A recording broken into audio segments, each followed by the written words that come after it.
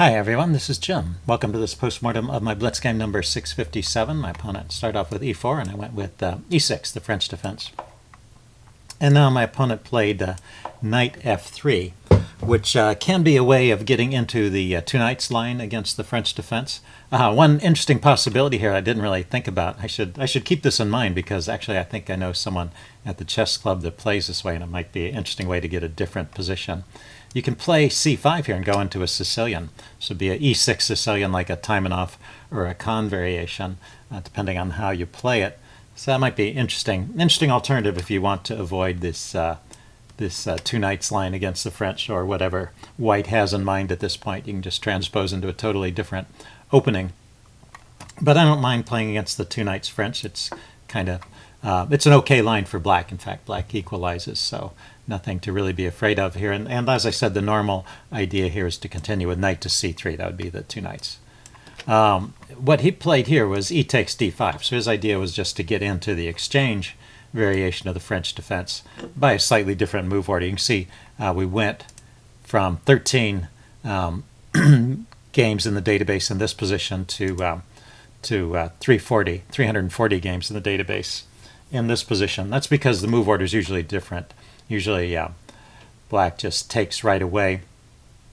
I mean white just takes right away, and then develops the knight later. So it's just a slightly different move order. Anyway, this is an okay position. d4 is the normal move. Yeah, so I was getting a little confused because I was counting the moves wrong. Yeah, d4 had to have been played before the knight, and then so it's d4 and then the exchange, and then the knight comes out. That's the normal move order. Anyway, I play knight f6, the main move here, and then the main response here is bishop to d3. It's funny, this knight e5 move is actually the top choice in the database, but if you look at it, back up. If you look at it, maybe I have to do it this way. Go to knight e5. Look at that knight e5 move. The evaluation changed to be in favor of black, so it's not a particularly good move, and it's not too hard to find moves for black here. Say knight c3 and castles, and it seems like black is just in fine shape. The chess engine evaluates it as better for black, and the opening book seems to give that impression as well. So, and it's a move that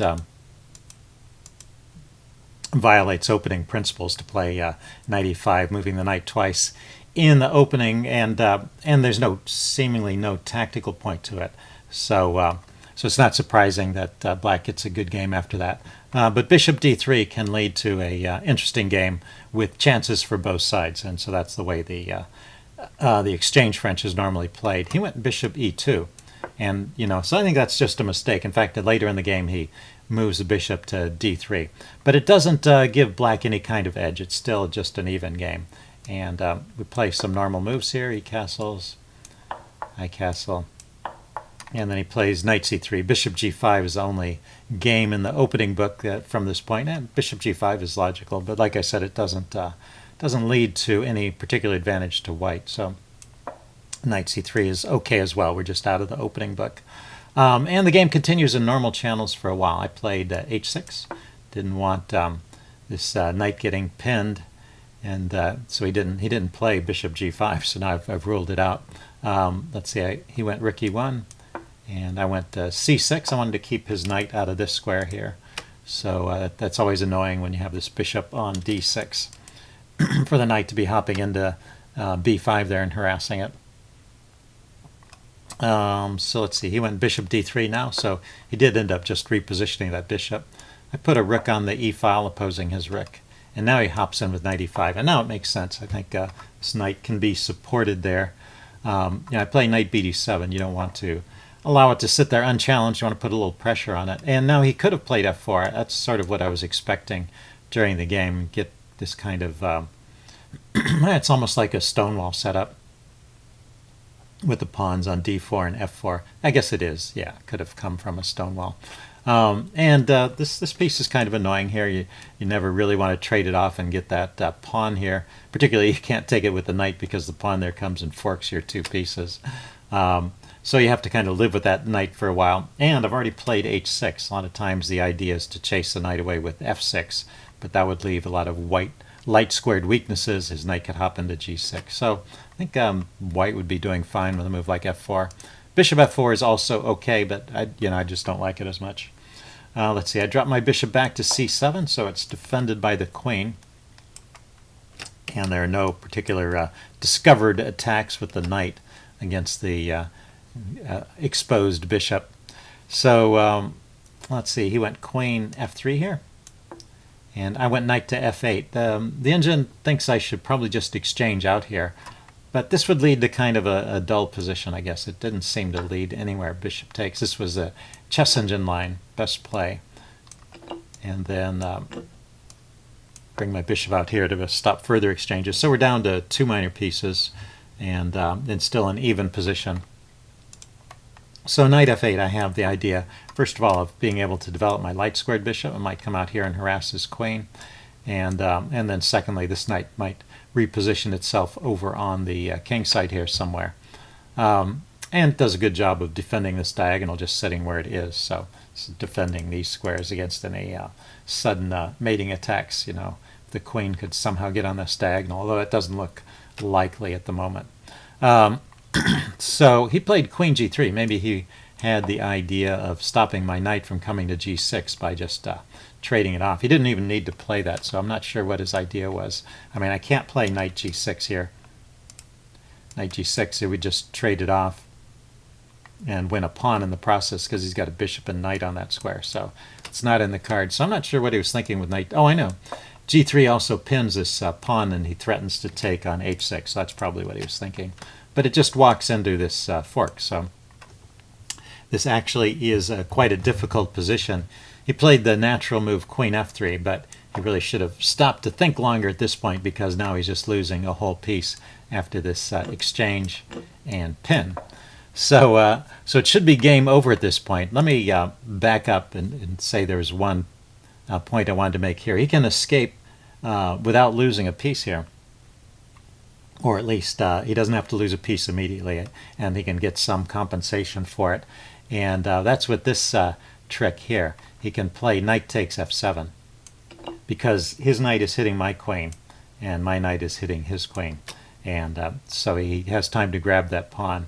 Let's see. Best play continues. Bishop takes f4, knight takes queen. Rook takes here, check, because that rook would have been hanging. It was hanging. And then finally taking the queen. And he takes back. And then the bishop retreats. And in fact, it looks like, if you count the material, it looks like white has just won a pawn. The problem in this scenario is that that knight is trapped. And I think the best it can do is give itself up for a second pawn. But it's not escaping out of here. So black is still winning, but not by as much. White will be able to inflict some pawn damage and maybe carry on. Although in the simplified position, it should be still a win for black. So it all goes back to that queen g3 move. But then queen f3 was sort of a natural move, but it just makes things worse. Well, you had to find that tricky line to escape or minimize the damage. But when you find yourself in this kind of position, it's really in your interest to take the time and look for a way out of your difficulties, look for tactical solutions to your tactical problems. Anyway, he went queen f3. I took it off and exploited the pin here. So he's just going down a piece. F takes, E takes. And so I'm very comfortable here. Just a simply winning position a piece up until I played bishop takes e5. The chess engine is suggesting queen e7 here as a way to continue. But bishop takes e5 is just a simple counting mistake. So my mistake is even more horrible than his mistake. Of course, he can just take that. And let's see, I exchanged rooks. But, well, now it's just even, completely even game.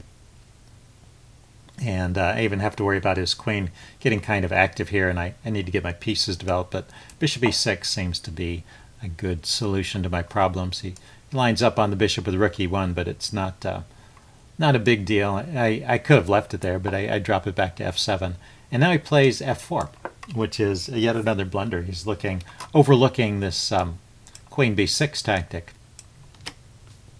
which is just picking up a pawn and giving an advantage back to black. In this position, it's really just completely even, and the chess engine is saying he could play something like queen to g3, and he would have a fine game. Well, I mean an equal game. So f4, like I said, it gives away this a pawn to this queen b6 track. I didn't spot that idea right away. I played queen to d7, so my own mistake. And then he played bishop to f5, forcing my queen back. And then he dropped his bishop back to d3, giving me a second chance at this tactic. Let's see, he could have played queen to d4 here and stay in an even position. But after, let's see, after he retreated his bishop, I think this is the final mistake. I finally get in this queen b6 idea.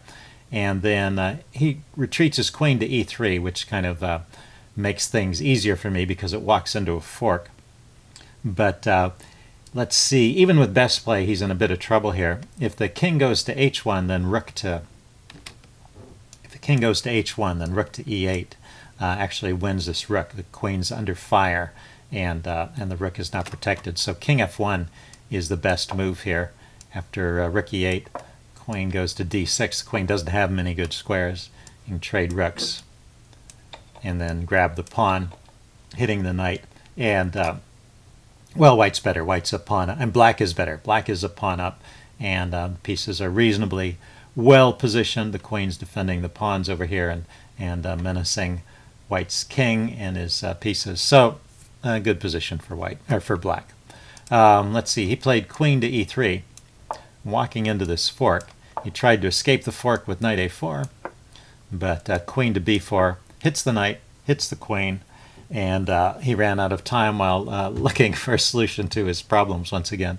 So it's kind of a crazy game, a lot of back and forth there, but well, it made a good tactics workout, I guess I could say.